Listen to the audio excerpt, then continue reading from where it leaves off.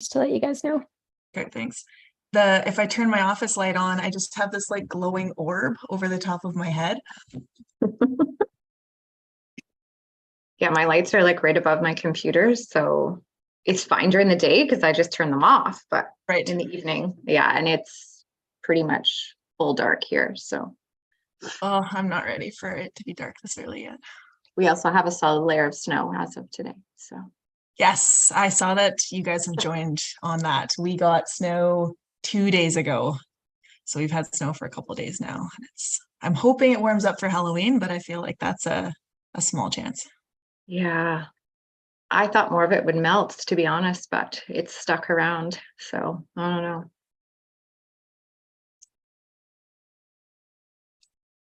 Yeah, my kiddos were like, we don't want snow yet. I'm like, well, we need to move to a different place to avoid snow in October or end of October. Prairie provinces, it's not all that uncommon. We're good on all platforms, and it looks like we got a couple views. Awesome. Well, we might as well get rolling then. Hello, everyone. Thank you for joining. This is another live edition of Talk It Out. Our topic this month, is on grief. And my name is Megs Reynolds. I am the Executive Director for the Do More Agriculture Foundation. We're the national voice and champion for mental health in Canadian agriculture. And joining me this evening is Tracy Young.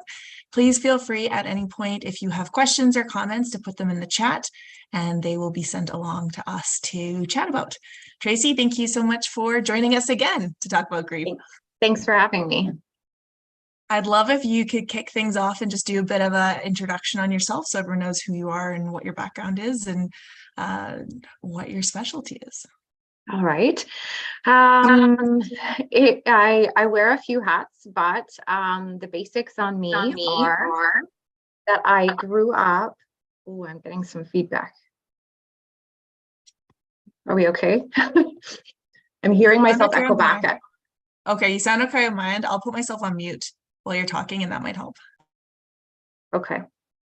Okay, so born and raised in rural Manitoba, grew up kind of immersed and surrounded by agriculture and various types of farming.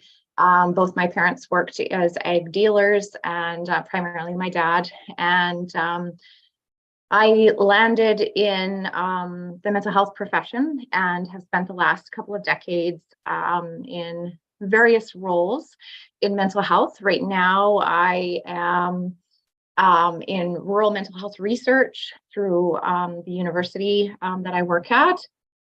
And I also am an ag counselor in Manitoba, working with the Manitoba Farmer Wellness Program. Psychiatric nurse by trade, and that's taken me into all kinds of different venues and avenues, and afforded me the opportunity to gain all kinds of skills that I hope can be beneficial across the ag industry, as that's where my passion is. And you really found your calling, I feel like, with grief, talking about grief, supporting people with grief. Yes, and I have a loud cat in the background.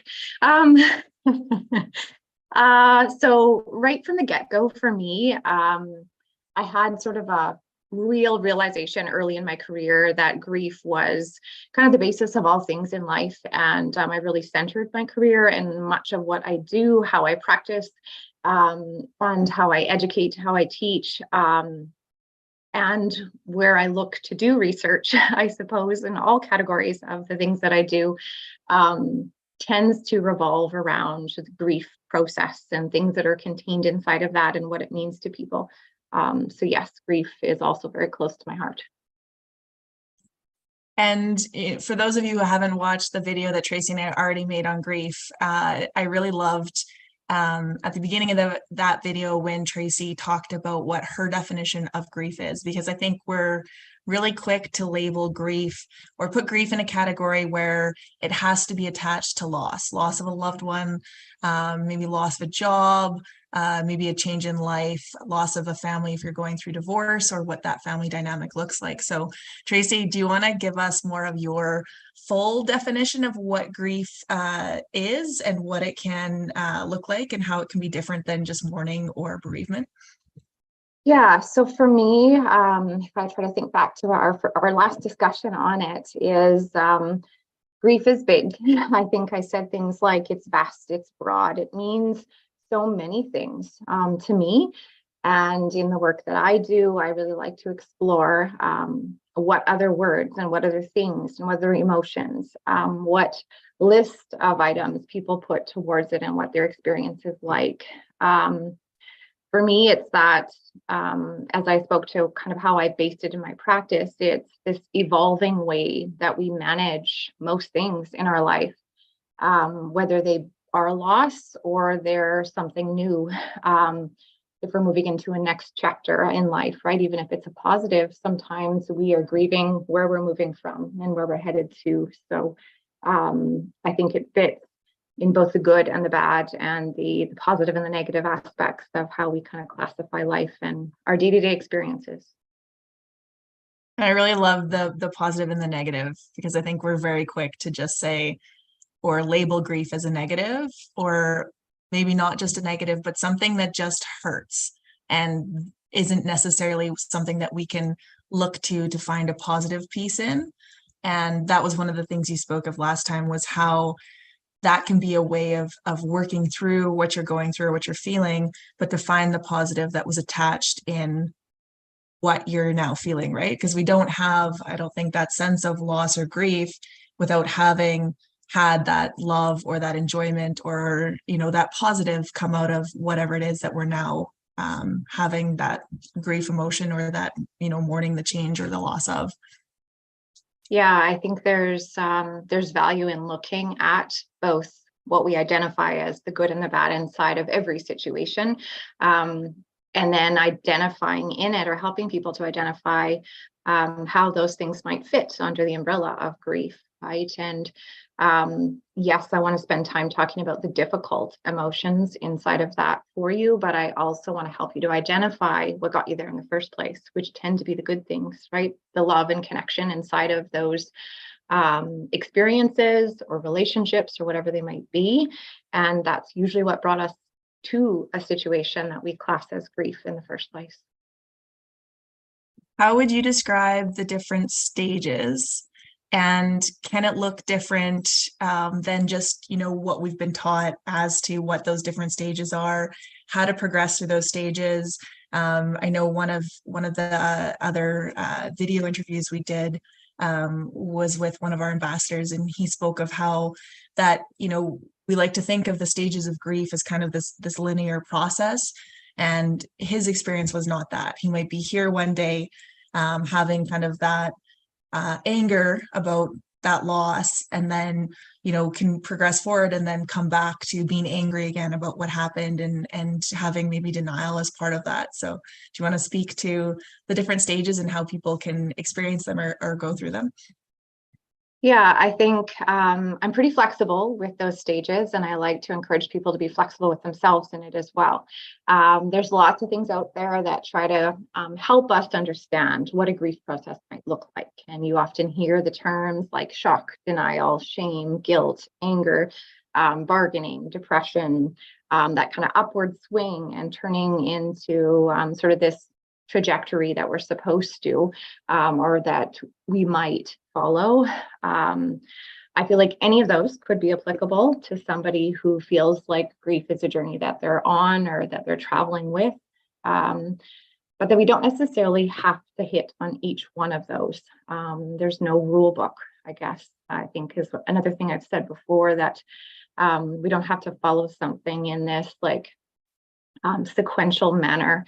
And it's whatever we are confronted with at that point in time, that's what we work through, and we figure out the ups and the downs inside of it, and then how we move to that next stage, or we get to a different spot, is the way I like to look at it. It's not necessarily a stage, right? You might come back to it. There might be something that triggers emotions you had 2 years ago with a certain situation or experience, and all of a sudden you feel like, well, what am I doing back here? Like, why am I feeling this way again? But it's because there isn't any right way to go through what we class as grief, right? There's all kinds of things that happen inside of it, and it's what fits for you, it's what works for you, and what gets you to the next landing spot is what I feel like, right? In a place, how do you get yourself to a place where you feel comfortable? You feel like you can live and manage with the good and the bad, and where you're at with that past experience, or that experience you've been through, or that maybe is very raw and new.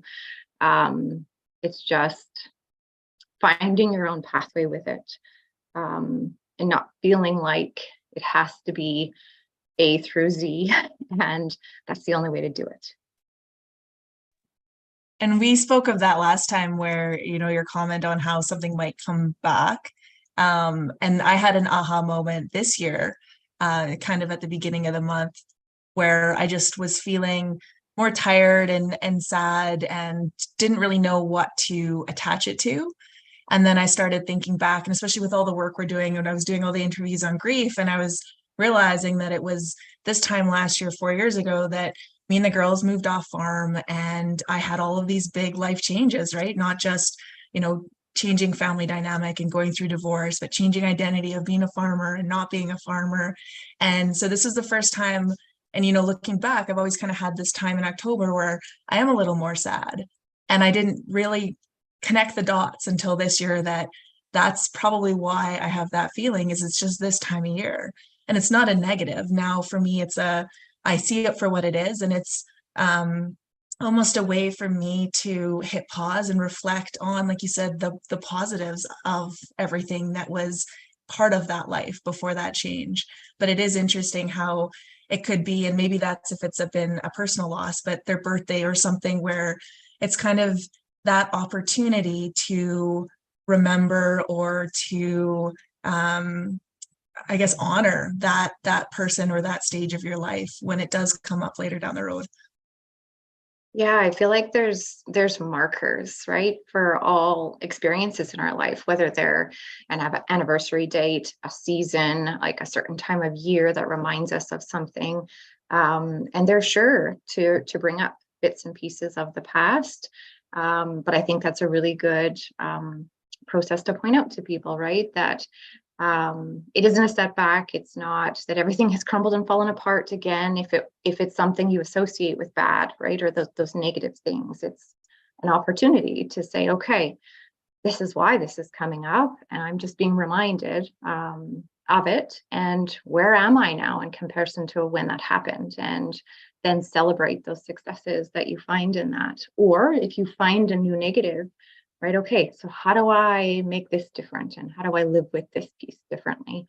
Sometimes it comes up that it's a negative all of a sudden when you've gone through it for a while and it's been okay. It can be confusing, I guess, but I don't think it was meant to be easy, and life is never just the way we think it should be. But learning about grief and understanding it and embracing it becomes a way to find joy and success and love and all the good things in our lives. For those, your comment on, maybe it changes over time, that now it's not just that kind of positive reflection back. How does someone, either looking at themselves or, trying, maybe it's someone that is in their family circle or friend circle, where they're picking up on signs, how does somebody know that this is kind of an okay place to be with how I'm processing or someone else is processing, versus it would be really good to have some professional support through this? Like, where is that line, or what are things that people should be looking for? So I guess in every situation, first and foremost, being respectful that we're all going to go through our stuff in a different way. We might have experienced the exact same situation, right? If you take a family, for example, who are, we'll just put the word loss in there, that have lost somebody. For each of them, that experience and that process and that journey is different, even though it was the same person, or the same person that they lost. And then how in that situation do you know if your mother or your daughter or whoever else is in there with you, when you get to a spot where you can be looking at other people in the situation, that maybe they're not doing as well or they need that help. I think for me, that boundary comes up when they're not getting life done.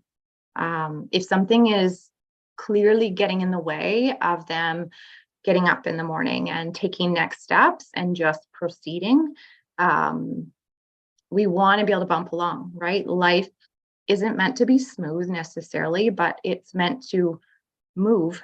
And if they're not moving, or you're seeing losses in their life because they can't do life as easily as they might have in the past, I think that's where it crosses the line for me. I'm like, that's when I need to more urgently try to find support to get that person connected to someone.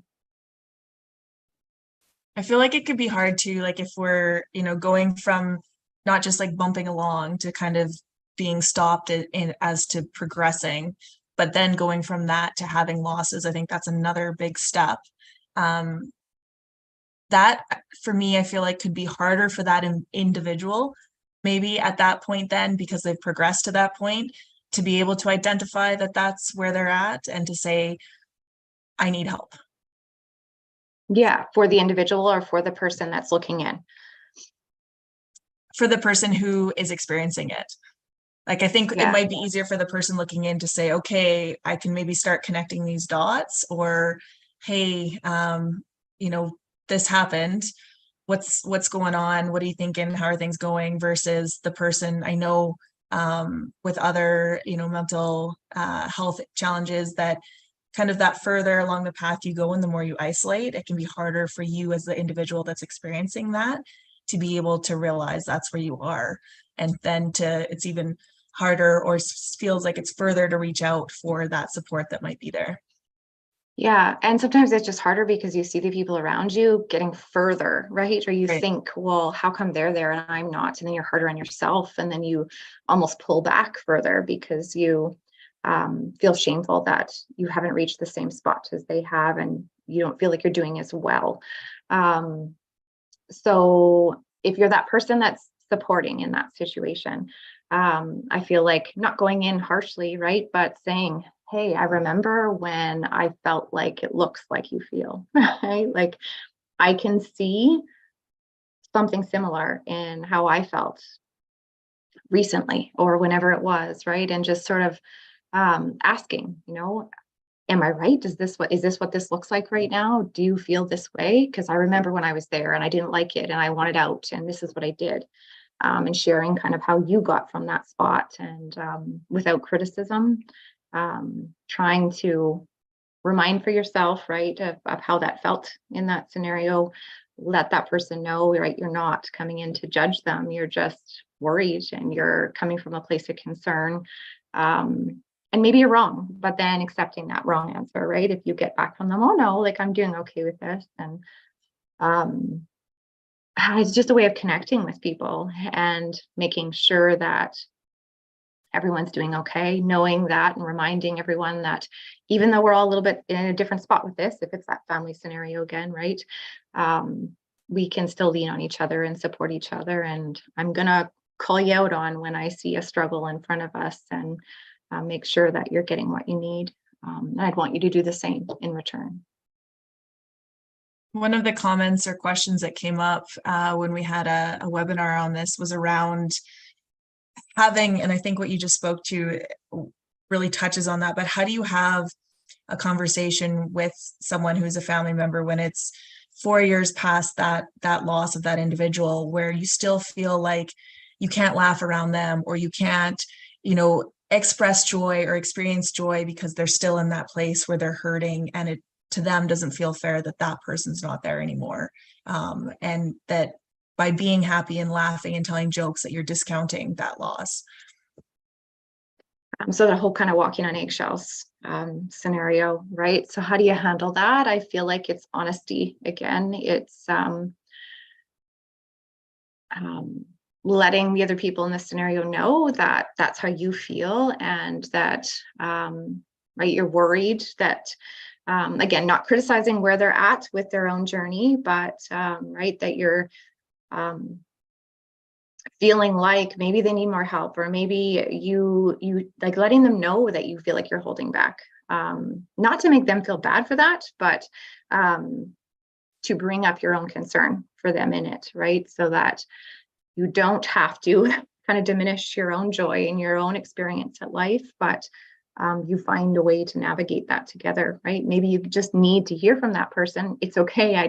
It's not like upsetting me further. Or, you know what, I really want to get to the spot you're at. And it's opening up a conversation, I think, to as long as you use honesty and you're like true to all of that's going on in that situation, then you're going to handle it okay. If you continue to tiptoe and you don't say things and you kind of pull back, you're going to lose connection. You're going to lose relationship, and you're going to lose what's good in probably how that other person is journeying and watching you, and your own journey as well. So I think it's honesty and putting all the cards on the table and saying, okay, like, how do we make this better for both of us?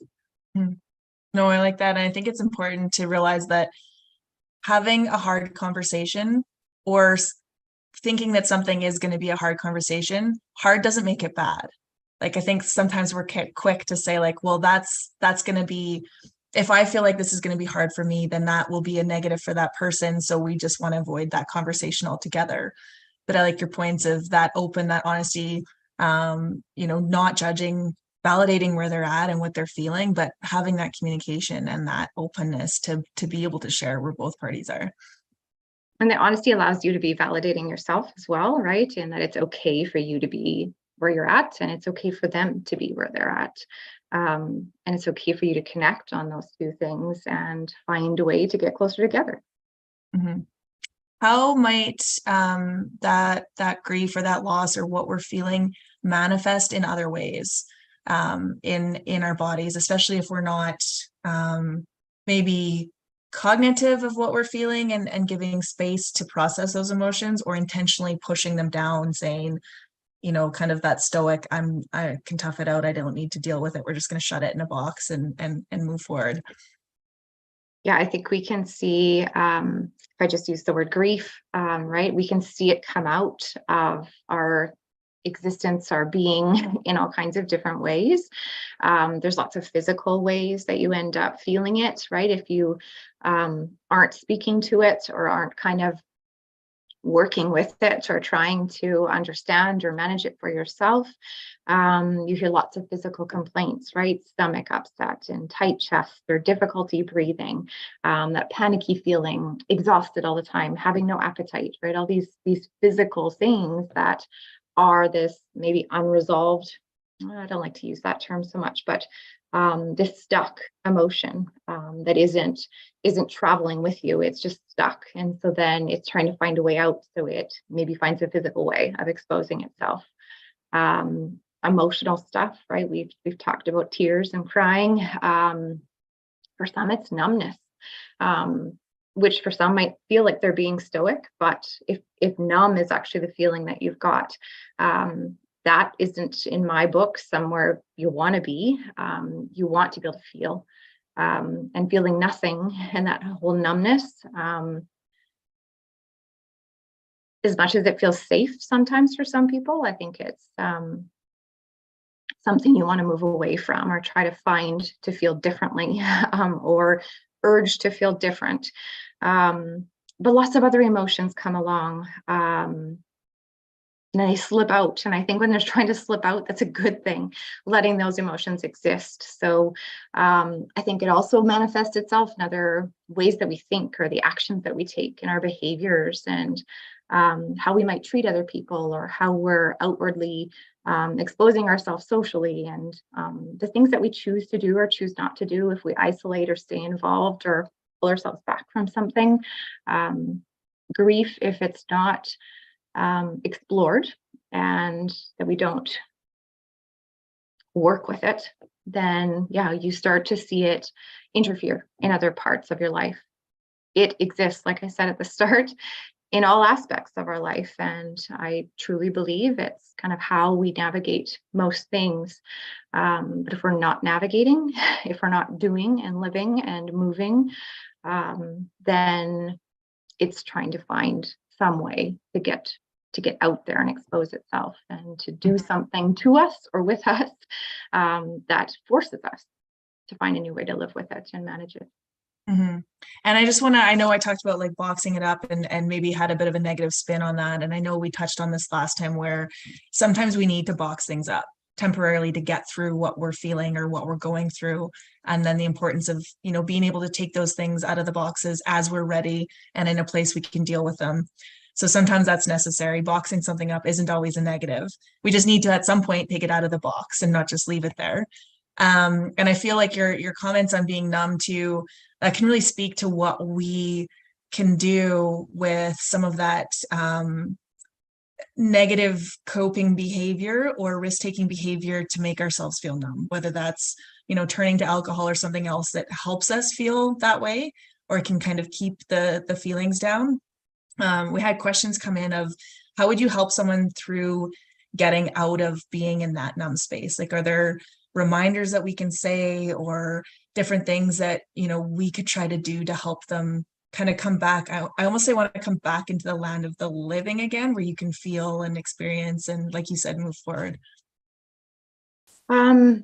Yeah, so if you really see that person who's stuck with an emotion or seeking out numbness, right, as a protective feature for themselves, I think it's maybe attempting to, if you have a conversation with someone and finding safe spaces for them to learn to expose the emotions in, right?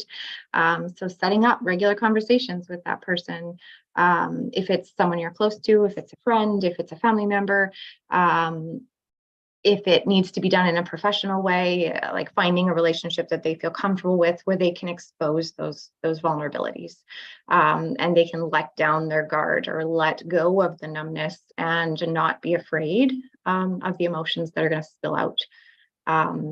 That's a process in itself, learning to allow the emotions out.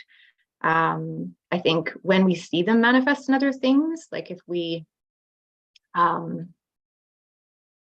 have a certain component of them that are boxed up for too long and they start to come out in physical pain or physical ways, then if it isn't a sign within us that that's something we can do differently, and we can notify that person, right? You can say to them, you know, you complain a lot about this type of pain, or like, where do you think that's coming from? Why is that always there? What's consistent about it? And getting them to talk about what's behind it and practice feeling a different way about those emotions. So it's practice makes better, and practice moves us in a direction towards feeling accepting of emotions, as scary as they might be, as daunting as they might feel, much as we don't want them, right? They can only be boxed up for so long, and then they're either going to cause us detriment because they're trying to escape, or we're going to have to expose them. So you can help people, I guess, when you hear them talking of some of those things in their life or the interferences, helping them to identify them as emotions and helping them to figure out what their definition around all this stuff is and how they can find a better way to live with it. Mm-hmm. I like the term stuck emotion too. And I think that we can find that, you know, that can apply to all different aspects of our life. That doesn't just need to apply to grief, but, you know, being aware of what we're feeling and finding ways to release that. I do that with my kids, or I'm like, okay, you know, if they're overwhelmed or upset about something, like, what are we feeling right now? Do you want to go jump on the tramp, or do we want to shake it out? Or, you know, what can we do to release that emotion? And that's been one of the things that's been really helpful for me with my role, where, you know, there are times where I'm out at farm shows and different events speaking to farmers and those in the industry. And a lot of the times the stories that are being shared with me are of their personal loss. And oftentimes it's a loss to death by suicide. And there's been times where I've gone back to my hotel at the end of the day and just cried. And it wasn't that something had happened in my life that made me really sad. It was just that all of that emotion from the day and the conversations of the day that did feel stuck, that I just needed to find a way to release. Yeah, and finding those ways to look after yourself in it, right? And then modeling those to other people in your life, that you got to get them out, and you got to, in order to be able to do your job the next day, or do you in the best version of you the next day, is some of that has to be released. So we have to have some letdown of those emotions that are stuck and that are bottled up. Otherwise, they're going to fester into something more unmanageable than we ever fathomed. Yeah, so it's self-care if you're the caregiver, right, in that. And like you said, if you're hearing all of those stories and taking all of that on top of whatever you might already be carrying yourself, you have to find ways to pocket those out and release those things. I think it's there's not a lot of roles out there, I don't feel like, that aren't about giving to other people. So we're all carers in some way, no matter what hat we feel like we wear the most, right? Even I think there isn't a single job in ag, for example, right, that isn't about doing for other people or producing for the rest of the world.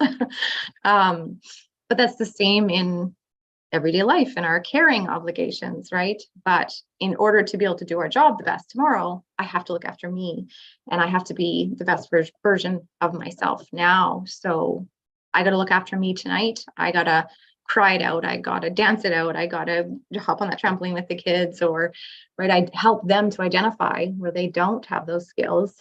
How do you get these things out? And wow, it looks like you've got some big emotions going on inside right now. Do you have words to put to that, or you just want to toss it into the wind, right?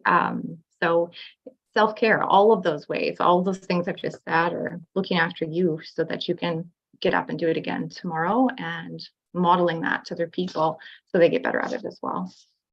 Yeah, and the importance of that, again, feels selfish sometimes, but putting your self-care and yourself first so that you can be the best version of you and support all the people that rely on you and show up in all the ways that you need to. One of the questions we've had come in, because I talked about how alcohol can be used as that numbing mechanism. And so someone's asking, what are other negative coping mechanisms that we should be aware of? And one of the things that I talk about when we do kind of our introduction to mental health is addictive behavior as well, which could be, doom scrolling on our cell phones. It doesn't have to be, just that drugs and alcohol. So what are the things that would maybe come to your mind that someone could be using to make themselves feel numb and to shut some of that emotion off? There's some things I feel like that are a bit more hidden, or people can hide a little bit more, like those obvious ones, right? Of using substances, addictive behaviors, things that feel soothing in the situation, or bring us some sort of sense of safety and protection, although they may actually just encounter us more with risk. I think there's more subtle ones that are like, we withhold things from ourselves, I feel like sometimes, and we don't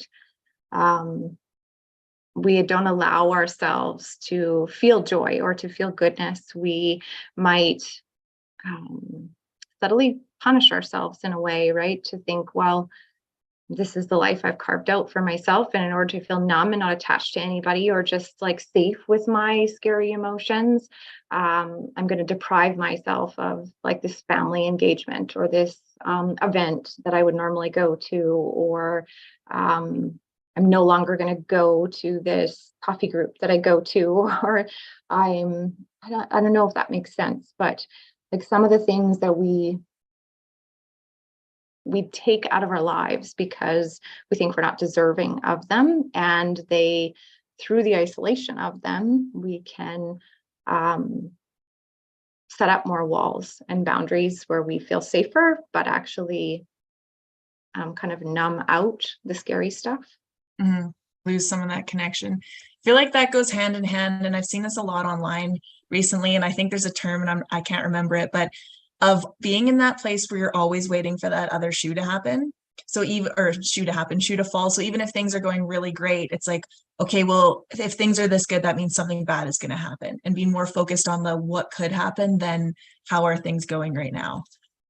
Yeah, that sort of doomsday, like kind of look at things all the time, right? Of course this happened to me, or of course this went wrong.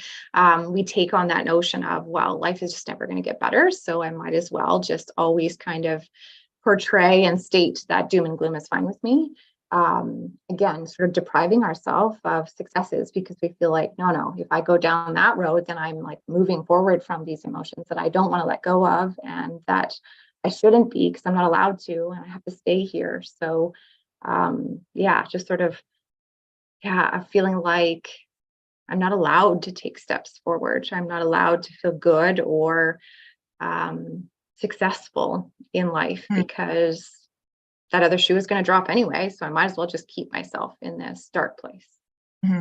What might some of the like baby steps be to, if you're that person that's kind of in that doom or gloom place, waiting for that, or always thinking of that, what if, to move myself away from that, make myself maybe feel a little safer, take down some of those, extra boundaries those walls that I've put up to protect myself.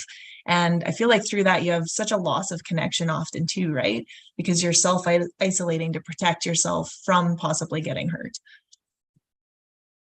That's tricky. I don't know.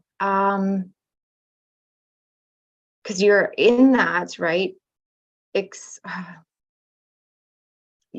You're expecting, or if you're in charge of that scenario, I guess, you're going to keep yourself there because it's the only place that feels safe. So it's at that point, you're really looking for those people around you who are noticing the fact that you're in that doom and gloom to kind of urge and push you over the cliff, right? That no, you're gonna like hit this spot where you've been avoiding. You're gonna cry today, or you're going to come to this event because I say so. And it's not about getting mean and forceful with people, right? But I think that's another one of those lines where like the professional help maybe needs to come in because somebody really needs to expose that.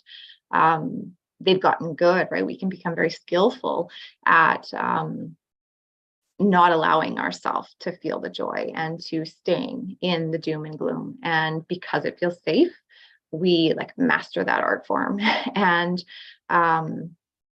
we might not get out of it on our own. And that's really when, right, someone coming in and kind of breaking those ties, forcing, urging, whatever word you want to put with it, a person sort of over the cliff a little, that you have to feel bad. I need you to feel the hurt. I need you to feel the pain. I need you to feel exposed. I need you to feel vulnerable.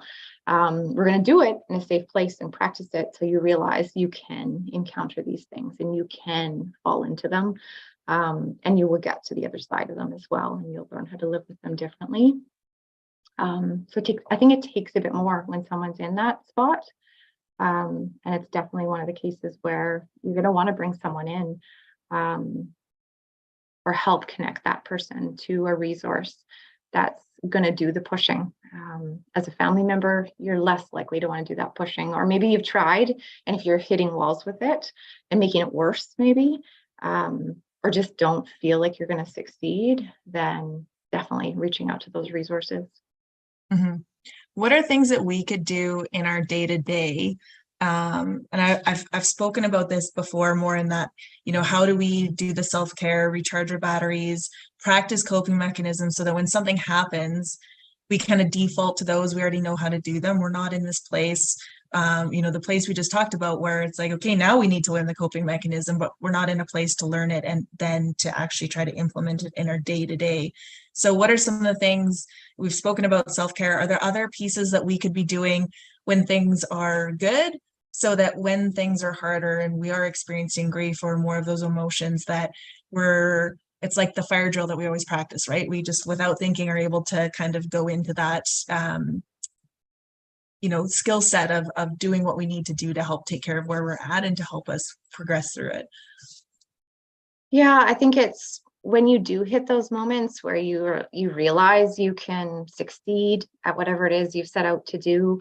celebrating those successes, right? Having your go-to person that you've talked about with all these things. Doesn't have to be a professional, but maybe it's just having a go-to. Who is your go-to? Who is your person? Who do you share all those things with? And when you're stuck again, can they remind you of the fact that you stepped forward once before and you can do it again? Right?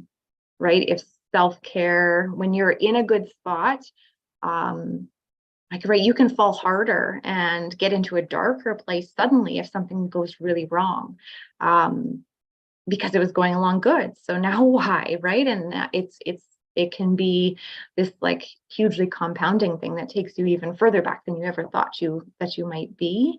Yeah, I think it's making sure you have supports, and at least one go-to, right? That reminds you of that. If you don't have that go-to, maybe you're someone who likes to keep a journal and talk about sort of how you've gone through things, going back to that journal and saying, okay, 2 years ago on this date, where was I? What was I doing? So that you can walk yourself through the fact that you did succeed, or whatever word you want to put to that, right? That you got through that hard thing. You can do hard, and you will get to the other side of it, and it will feel good again, no matter how much you feel you've fallen off your path.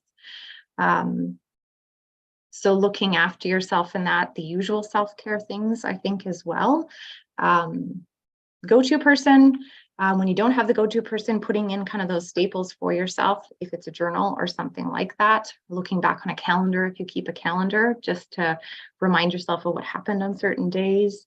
And being sure that when you are doing what you feel is well or good, that you're eating well, you're exercising well, all those staple things that make sure that you can keep up the best version of yourself become, again, important. The luxury things that we always say, right? You've got to look after the basics, and it's getting back to those.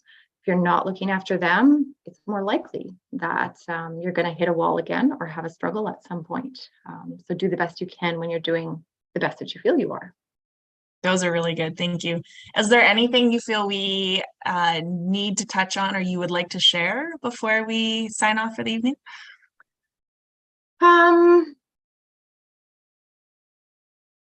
I don't think so. I feel like we've talked about all my favorite things, and the good and the bad with respect to grief, but just that reiterating what I said at the beginning, right? That grief is big, it's broad, it's vast, it's deep. There's so much to it. It's ever changing, and it hits on all aspects of life, the good things and the bad things. And it's a process that we live with and manage in all things in our life. And some of them will feel harder than others.